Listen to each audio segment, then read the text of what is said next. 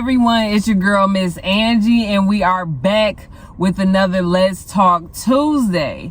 And of course, you know, I always like to talk before we get into the topic.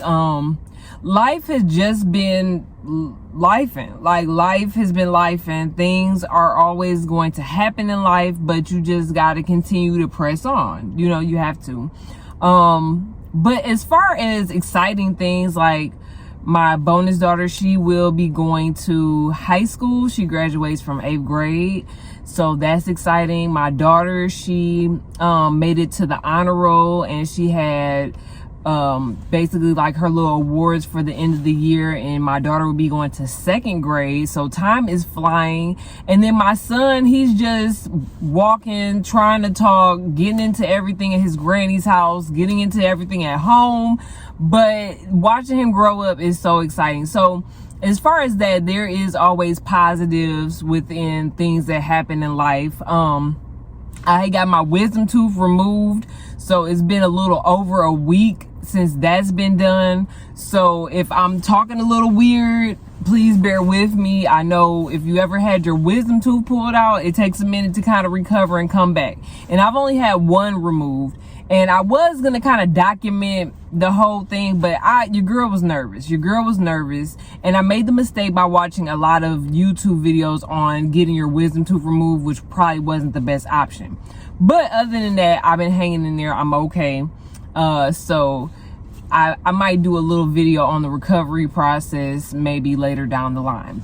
But anyways, getting into today's topic, which we are talking about, why do good guys finish last? And it was very interesting because I want to give a shout out to my homeboy Josh, who worked in the same area as me.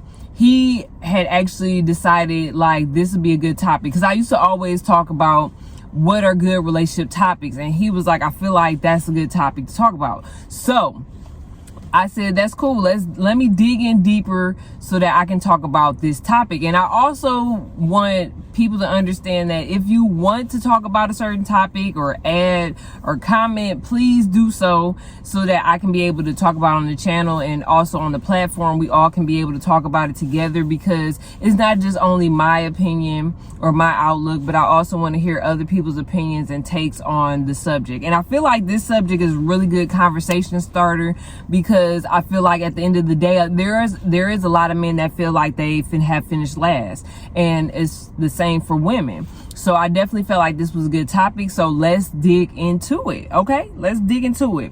And I also have my notes, so if I'm flipping through, just, you know, bear with me. I like to always make sure that I'm staying on task and not all over the place, because sometimes when you talk about certain topics, you can find yourself in a range of different thoughts and ideas. So as you know, I always journal. I always try to keep my notebook and pen on hand, because I'm always thinking and asking other people also how they feel about the topic, which we'll get in, you know, into a little deeper.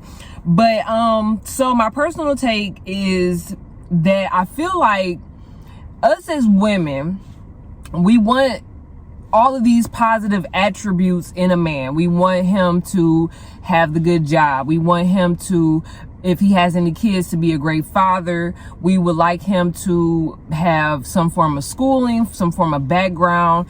And a lot of times we want this man to be in a package with everything. So with him having the positive attributes, we want him to also have the looks to go with that, which would be, you know, the nice car, the stable job position. And we're not talking about a position at Wendy's or at Taco Bell or at the retail store. Women want credible, foundational jobs, like working as a bank manager, working maybe in the correctional facility, stuff like that. We want those big, and I'm saying we as women, because I'm just talking as a general. I think women just definitely want that stability, as any woman should. But I think we put so much emphasis on that, which I'm gonna talk a little bit more about it. But we want that stable, look, that stable makeup. We want the guy to either be tall or maybe taller than your average height. We want the guy to have a certain skin texture, and we want him to be able to wear certain things and present himself well. I feel like we put so much more on the presentation of what the guy should look like and how he should look on the outside, what kind of house he has and everything. We put so much emphasis on that, and we don't put it on the credibility of he's being consistent. He is the type of guy who is going to school, but he works a part-time job, and he may have just an apartment and not a house yet. Now, I know as women, we all feel like by a certain age and stage in our lives, we should be stable, and we have to also understand that as well as we want men to have these same things, we also have to understand as women, what are we also bringing to the table? And me and my boyfriend have talked about that subject also. As women, what are we also bringing to the table? We want so much from the man that we also have to bring a certain part of us to the table as women. So I feel like we do definitely put a lot of pressure on a man, and I feel like we have a list and we want everything to be so detailed, and we forget and we lose sight of what the man has to offer just because we don't feel like he checks off every box. And when it comes to dating, not getting too much off the subject, but when it comes to dating, we have to be understanding to the fact that no one person is going to meet every criteria on the box. Does that mean to settle for less? Not at all. But we have to also be mindful with the small little things that we are so hard about on or pressured about with what kind of man that we want. Like, we sit up there and we say, let's use this for example, when I talk about the detailing, he has to have dreads. I can't talk to a man that doesn't have dreads. Well, if the man comes to you without dreads and he fits most of what's in your box, then is that something that you can part with? Now, you might not be able to, and I'm using something very small, but we have to use this in details of our life where we can say, what are the things that we can sacrifice, and what are the things we're not willing to sacrifice? But at the same time, you never want to shortchange yourself, and that's what I want to make clear too. Never want to shortchange yourself, but what are some of the things that you can say, I can sacrifice him having dreads if he just has a short haircut, or if he just has braids? He still matches everything that I'm looking for, is basically what I'm trying to express. Like, we have to understand that one person is not going to come fully packaged. And if you are a woman that has a man that's fully packaged, congratulations. But we still have to be mindful in our mental, like, okay, let me understand that I might not find everything. And sometimes that has us to kind of rip up that list that we have and just say, if I'm going to meet somebody, be open-minded about it. And that's kind of going deeper into another topic, but I just wanted to put that out there, that I feel like we look for all these positive qualities in a man, but yet the makeup of him, as far as what he drives, how he looks, we also want that to be perfect. And then we want these two positive qualities and the looks to match, and you may not get everything. You may not get everything that you want all in this one man. So just keep that open. So basically that's basically going into that topic of, you know, you don't want to, a lot of times we discredit the man for the things that he does have, and we don't want to do that. Another thing that I wanted to also make mind of is, and then also another thing is his morals, the things that he stands for. That should also stand out opposed to his physical looks. And I'm not saying to, like I said, I'm not saying that physical looks are not important, because there are certain things that you would like to have in whoever you're dating. But the morals and the things that he stands by, that's a very good indication on how the man carries himself. But at the end of the day, it's like a lot of women will bypass that. And that's basically the point that I was trying to make.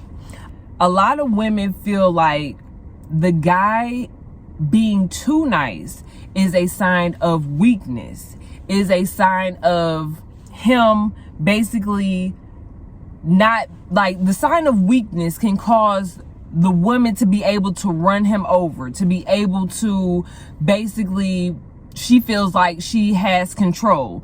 And a lot of times that can hurt the man when they feel like he's too nice. And not saying that it's bad for the man to be nice at all, but some women will take that as, oh, he's not strong. He is not going to be able to be the person that gives protection or security and all of that. And so in those cases, that will put the man in the friend zone, not because he wants to be in the friend zone, but because of him being too nice. It causes the woman to maybe run over him, and then after that, she doesn't take him seriously, and that will put him either in the friend zone or in that box of, I don't see a relationship because I don't feel like I'm protected, or I don't feel like I have that security. And I feel like we have to be careful with that, because even though some men are very nice and caring, if you don't dig deeper and have these conversations, then you may not see the protective and security side in him. Some men will fool you. They will be nice, caring, and understanding, but when it comes to protection, when it comes to security of their woman and their family, they're able to show up and show out. So I think we need to not discredit the man in that area so quickly until you really can see. Now, any woman wants a man to be the protector of the home. I totally get it. But at the same time, if you are quick to prejudge without really knowing what you're dealing with, then you could lose out on a good guy because you feel like he's so weak and he's not showing up. And not only that, but I feel like as women, we need to have these conversations. If you feel like the guy is showing certain signs of weakness after maybe a month or so of talking to him, express your concerns. I think a lot of times we deal with so quickly to end things without having a simple conversation about your worries or your concerns, if you were to take the relationship serious, or if you are in a relationship and you start to notice these things. When we also look at the stereotypes, and I kind of was looking this up too, when it comes to the good guy image, we feel like the good guy is maybe boring or predictable. We notice his every moves. And we have to also be careful when we stereotype, because some stereotypes we put on these men as basically being boring, don't like to have fun, don't want to go out and stuff like that. And you really don't know until you really dig deeper. And that is up to you if you decide to dig deeper. But we don't need to throw out stereotypes once after dating, or maybe going on 3 or 4 dates, and you're like, oh, he's this nice guy, he's not fun, he's not spontaneous. Again, this is where you need to have conversation to really dig deeper before you just drop them off by the wayside. Another thing that was interesting is that we were talking at work, and I was basically asking a few of the guys at work on this topic of, why do you feel like women don't choose the good guy? And the main thing that I really received from that is because women love the bad guy image, which I know this has definitely been a thing for a while. Women like the rough edge, women like the excitement, women like the bad boy style, that whole dress, that whole mentality, that whole kind of like, this is me, I'm dominant, I'm holding it down. That whole look is very attractive to some women. Not all, some. But a lot of guys who are seeing this on the other end of it is like, women want the bad boy image, but they still want the bad boy image with all these positive qualities. And I get it. You want a man to have a little bit of edge. That is fine. But once again, you can't expect the bad boy, the look, the presentation to match all these good qualities, you're not going to get it. It's not going to even out 100%. It's not. And I feel like when men know this, you know, a lot of men put that into their advantage of like, okay, you know, if I am this bad guy, women like that toxic relationship, that inconsistency. If I'm inconsistent, she's gonna run back. And that also, as women, is showing a telltale sign of like, okay, we are asking for this in our actions. We're speaking something different, but in our actions, we're receiving something that is nothing that matches what we want. And that's another key point. We're speaking out, I want a man to do X, Y, and Z, but we're dating the ones that don't do none of it. Like, women say they want these positive things, but that's not who they're dating. That's not who they're having children by. And as women, we have to also be honest with ourselves. What do we really want? What do we want? If we want the bad guy, we can't be mad when we're in the situation with the bad guy, if you get where I'm going with that. Another valid point is women who have been in toxic relationships will not receive a good man. And that also comes to the point of healing. You have to take the time to heal those wounds that you have from the past relationships to be able to receive the man that you truly are looking for. And you also have to mentally prepare yourself for what that might look like, which means that your relationship is not going to be toxic. When thinking about it from the standpoint of your relationship is not going to be abusive. So you have to operate differently when you receive that good man. And another thing, before we end the video, is a positive point that my boyfriend had brought up was a lot of times God is not going to give you the person that you think you should have because that person isn't for you. And we as people, we see somebody that has the looks and has this, but a lot of times God could be keeping you safely tucked away for the right person to show up. And that is another reason why good women and good men are last to receive what they need to receive, because the people that we come across are not meant for us to have. And that's just point blank, period. And I feel like if we really take the time to dig deeper into what we want for ourselves, we will not settle. And that's really all of it in a nutshell. When you look at the good guy basically finishing last, it's not really him finishing last, but it's him being held and protected for the right one. Because if he's with the wrong woman, then 9 times out of 10 he will be hurt. He will be heartbroken. And even though we put this big thing on men that they can't be hurt, they can't be heartbroken, I'm sure in quiet spaces men can be hurt and heartbroken. They may not show up in that as far as being direct in how they feel, but them being with multiple women or them acting out when they are in certain relationships, that will definitely be a telltale sign that they are not healed and hurt from their past. So I just want you guys to be open to these key points when it comes to dating, and especially for our fellas out here that feel like they are last in the bottom of the barrel when it comes to finding the right women or women that may be doing them wrong. And I feel like for men and women, we just have to understand that it's very important to heal from our past, and it's very important to be open to the things that we want. Also be willing to understand that you're not going to get everything that's on your checklist for what you feel is going to be that perfect guy, because at the end of the day, no one is perfect. No one is. So I just want to thank you guys for watching this video. Please like, comment, and subscribe to your girl's channel. And I'll catch you guys on the next Let's Talk Tuesday. Bye.